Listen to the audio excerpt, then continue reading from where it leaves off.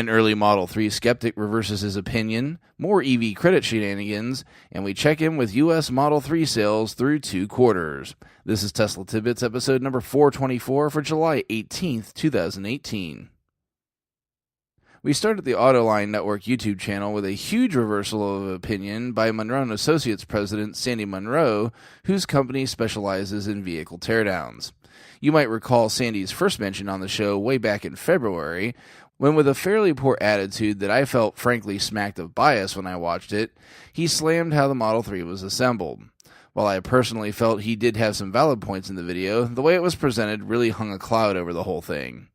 Following this initial video and spending more time with the car, more impressions were released where Monroe softened his opinion and began to acknowledge points where he felt Tesla got it right. Fast forward to this week, where Monroe has made a complete 180 regarding the car. In the latest video produced, Monroe heaps praise on the Model 3, even at one point saying he has to eat crow regarding his initial feelings. Sandy waxes poetic about the electronics of the car, calling it, quote, a symphony of engineering, end quote. The company, when tearing down the Chevy Bolt, had noted that a better integration of the electronics was going to be needed for EVs to become better. He found the density of Tesla's Model 3 to be, quote, out of this world, end quote, and loved the layouts of the boards. He then moved over to the battery, and if he was happy with the electronics, he was even more impressed with the battery. He introduced the 2170 cell to viewers, noting that it was 20% larger than the 18650 cells that came before it, but then said that the cell delivers 50% more power. He then compared it to the competition, producing a gem of a quote. Quote, initially, I thought LG had the best batteries. Then Samsung came out, and I liked the Samsung battery. Then LG kind of improved their pack. But now I'm looking at this and I'm saying, okay, sorry boys, but this is the one I like the most now. This one here we're very, very impressed with, end quote. But the best came last in this video. Many detractors continue to say that the Model 3 can't be produced at a profit. Monroe slays this theory. Quote, Model 3 is profitable, so I have to eat crow. I didn't think it was going to happen this way, but the Model 3 is profitable, over 30%, end quote. An interesting bit to note, down in the comments section, a commenter noted that after streamlining the production, they felt that even the base car would be profitable. Autoline commented on this, saying, quote, Sandy says the base model can still make a double-digit gross profit, end quote. Truly amazing, given how many folks out there were claiming it was impossible for the base car to make any profit. Equally amazing was the turnaround that Monroe made. Videos like this one make me happy, as I mentioned on Twitter. Not just because Tesla got a favorable result from this, which of course I'm certainly happy about, but more because someone, when faced with data that contradicted their viewpoint, actually changed their mind based on the data, rather than entrenching in the old opinion for the sake of trying to prove themselves right. It's exceedingly rare in today's world, and it truly made me smile. All the kudos in the world for you, Sandy. You definitely won back some respect points from me. We kick over to Electrek for another unfortunate story regarding EV credits being revoked or phased out.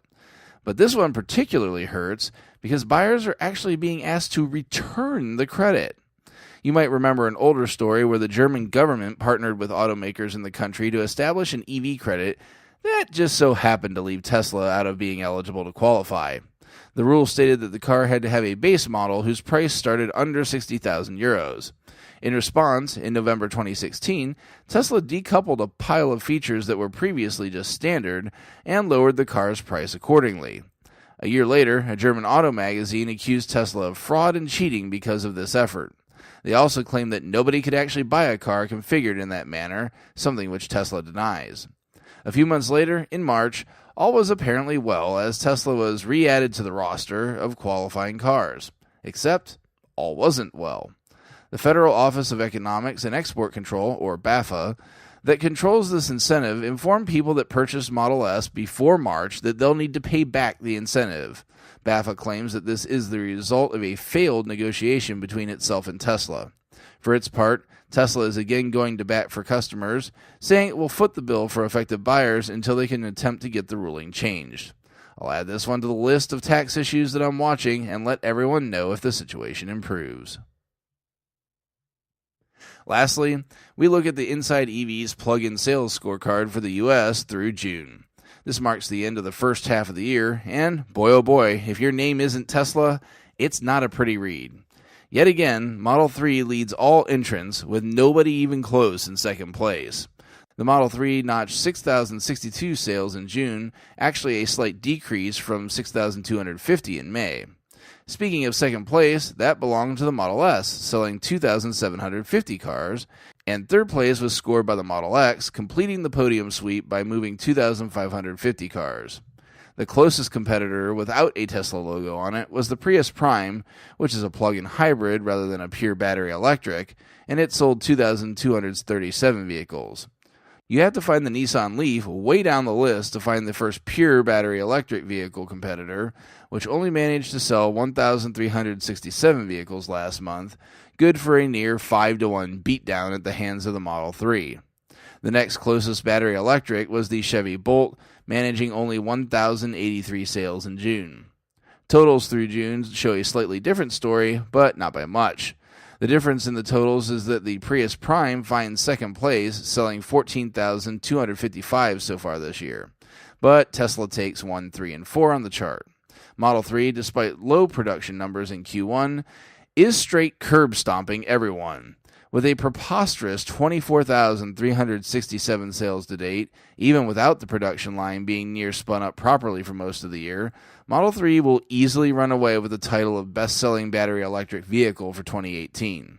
Model S clocks in at 10,820, and Model X notches 9,525 sales. The Bolt rounds out the top 5 for the year, earning 7,858 sales. People really, really want Model 3, and if the end of this quarter is any indication, July sales are going to be straight insanity. It's certainly possible we could see a vehicle sell 5 figures in 1 month for the first time in this chart's history.